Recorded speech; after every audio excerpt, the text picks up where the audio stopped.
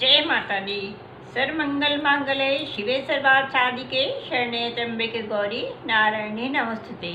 मैं अंशु शर्मा एक बार आपके सामने नवरात्रि के कुछ उपाय और नवरात्रि की विधि पूजा कैसे की जाती है इसके बारे में लेकर के उपस्थित हुई हूँ। तो 2024 के जो नवरात्रे हैं माता 9 तारीख से शुरू हो रही हैं और ये एक जो है ग्रहण काल में आ रही हैं और ये घोड़े पर सवार होकर के आ रही हैं। नवरात्रि के शुरू के दिनों में हमको कलश स्थापना करनी होती है। कलश स्थापना का एक शुभ मुहूर्त होता है। उस शुभ मुहूर्त पे एक चौकी पे लाल कपड़ा बिछाइएगा, एक तांबे के लोटे में कलश पर जल भरिएगा। जल भरने के बाद में थोड़ा सा गंगा जल डाल दीजिएगा, एक सिक्का डाल दीजिएगा। सिक्का डालने के बाद आजू बाजू पान के पत्ते या आम के पत्ते या अशोक के पत्ते जो भी पत्ते मिलें उसमें लगा करके आपको कलश की स्थापना करके उसके ऊपर नारियल रख देना है। यदि अखंड ज्योत जला सकते हैं तो अखंड ज्योत जलाने के लिए आपको बोल करके जलाइएगा तो अखंड ज्योत है। और यदि नहीं जला सकते हैं कि पूरे कभी भी किसी समय यदि ज्योत बुझ गई, घी कम पड़ गया तो अखंड कह के मत जलाइएगा। कभी भी उस ज्योत को जितनी जल रही है उतनी देर तक के ही जलने दीजिएगा। और जौ, नारियल, सुपारी, लौंग, इलायची, ये सभी चीज़ों का फल फ्रूट में भी इन सबका पहले दिन ज़रूर थोड़ा सा टाइम लगता है और ये हमें पूजा करना चाहिए इन दिनों में।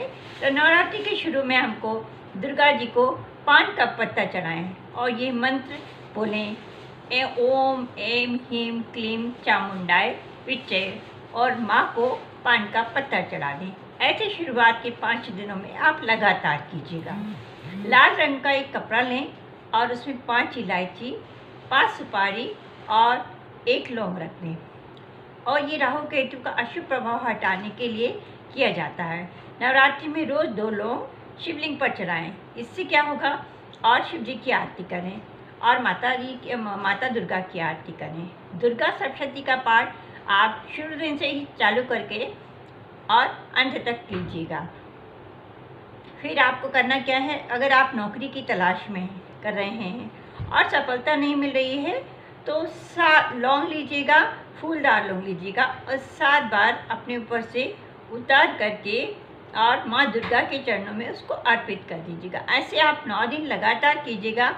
और जहाँ निश्चित रूप से आप नौकरी के लिए लेकिन प्रयास तो करना ही पड़ेगा। यदि हम कहें कि हमने ये पूजा पाठ कर ली है और ये पूजा पाठ करने से ही हमको नौकरी मिल जाएगी तो ऐसा नहीं होता है।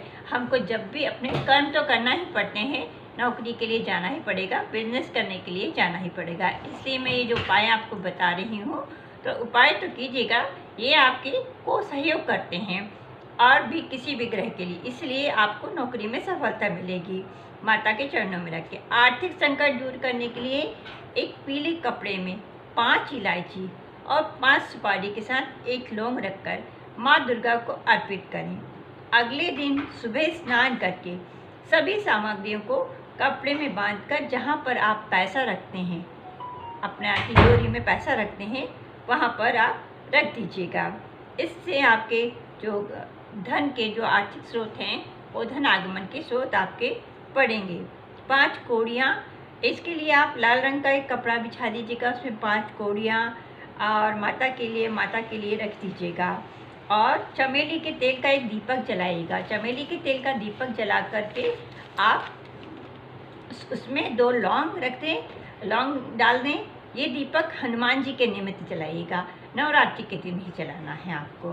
तो इससे आपके जितने भी अटके हुए काम हैं वो पूरे होंगे। नवरात्रि में मंगलवार के दिन एक साबुत सुपारी, 1 साबुत का पान का पत्ता लें और उसमें लौंग और इलायची रखें। उसका एक बीड़ा बना लें और उसका एक बीड़ा बना करके वो हनुमान जी को अर्पित करें। आप मंगलवार से शुरू करेंगे और इसको आगे भी शुरू करेंगे। 5 मंगलवार आप करके देखिएगा, आपके जो भी काम में असफलता मिल रही है आपको या रुकावट महसूस हो रही है तो वो आपके घर में जो भी कर्जा यदि हो गया है यदि आपके ऊपर, तो वो कर्जा भी आपका चुक जाएगा।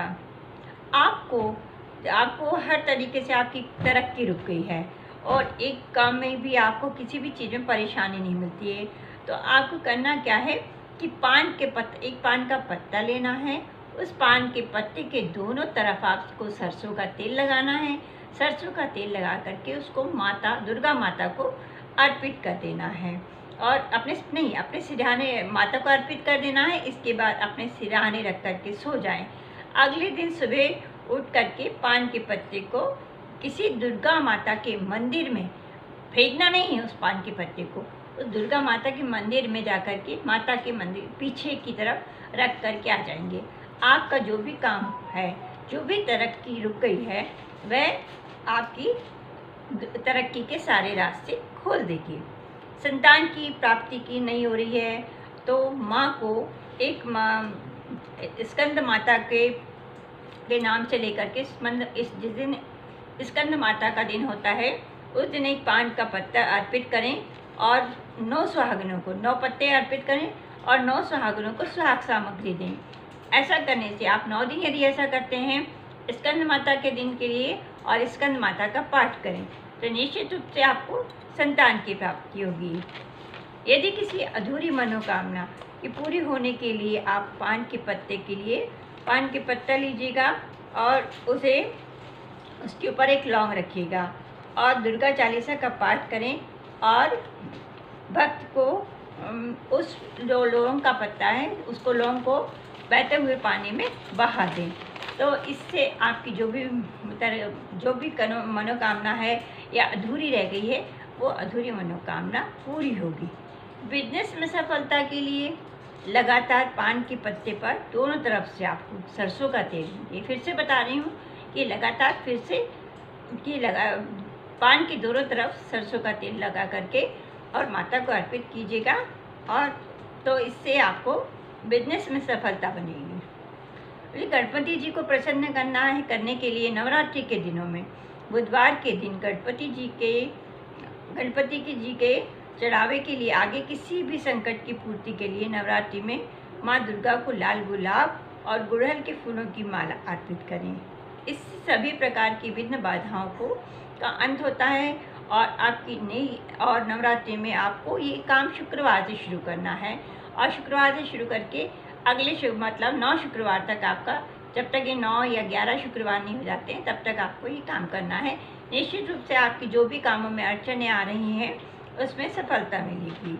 तो ये मैंने आपको बताया कि नवरात्रि के उपाय करने के लिए कि नवरात्रि के दिनों में आपको कैसे उपाय करना है और किस तरीके से करना है जिससे कि आपके प्रमोशन है, नौकरी है, तरक्की है, आप भी किसी चीज़ में आपके अड़ंगे लग रहे हैं, किसी कामों में या कोर्ट केस से संबंधित कोई केस चल रहा है तो आप ये उपाय करेंगे तो निश्चित रूप से आपको इन कामों में सफलता मिलेगी।